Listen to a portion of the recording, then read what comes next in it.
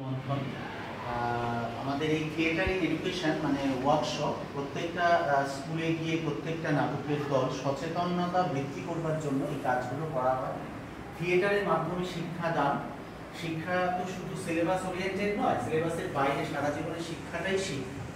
সেইটা আমার মনে হয় বা আমাদের প্রত্যেকেরই আমরা মনে করি থিয়েটারের মাধ্যমে যদি আরো বেশি করে সেটা করা যায়। থিয়েটার মানে প্রথম দিনই কিন্তু মঞ্চে ওঠা, মেকআপ করা, সুন্দর সুন্দর ড্রেস পরে অভিনয় করা তা না।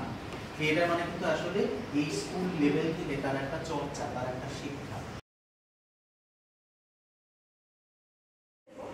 সেটা হচ্ছে কাউন্টের উপর আমরা বডি জেস্টার কিছু বলবো, ঠিক আছে?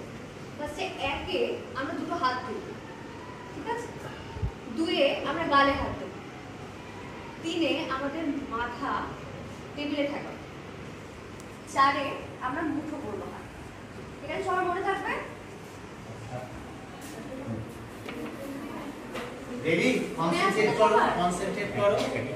চলো একবার তোমরা বলবে একে কি করবো আমরা? হ্যাঁ, দুয়ে তিনে চারে হ্যাঁ করি। Okay start.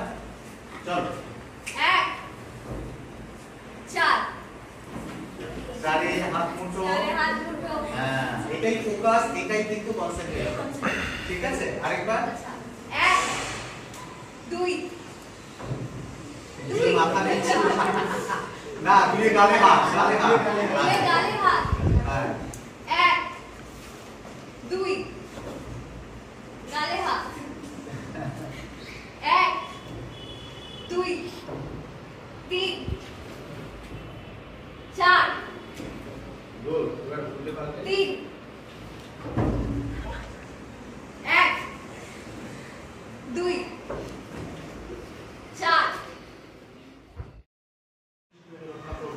সবটাই কিন্তু আমরা নানা সাবজেক্টের মধ্যে পড়তে পারি, মানে নানা সাবজেক্টে এগুলো আমাদের দেখানো আছে, যেটা পরিবেশ পরিস্থিতি হোক, ভূগোল হোক, ইতিহাস হোক, বাংলা সাহিত্য হোক, যা কিছুই হোক, কিন্তু থিয়েটার এই সবকটা সাবজেক্টে অ্যাড করে তারপর সেই চর্চাটা হয়। আমরা নানা রকম কনসেন্ট্রেশন গেম খেলি, নানা রকম ফোকাসের গেম খেলি। যেমন জীবন যত বেশি এগোবে তত বেশি তোমরা বুঝতে পারবে যে পরবর্তীকালে জীবনেও অনেক কিছু আছে যা কিন্তু আসলে খুব কনসেন্ট্রেট করা, যেমন সন্তান পালন, যেমন সংসার করা, যেমন বড়দের সঙ্গে কিভাবে আমরা বাড়ির যারা একদম বয়স্ক তাদের কিভাবে আমরা প্রতিপালিত করছি, লালন পালন করছি, যেভাবে সন্তানকে ছোটবেলায় মা বাবা বড় করে তোলে, যখন আমরা বড় হই আমরা আমাদের মা বাবাকে কিভাবে শেষ জীবনটা লালন পালন করবো দেখবো। এই সব কিছুটাই কিন্তু থিয়েটারের মাধ্যমে করা হয়। ওই যে মনোযোগ বৃদ্ধি হচ্ছে, আমরা বিভিন্ন রকম গেম খেলি সেই সবে।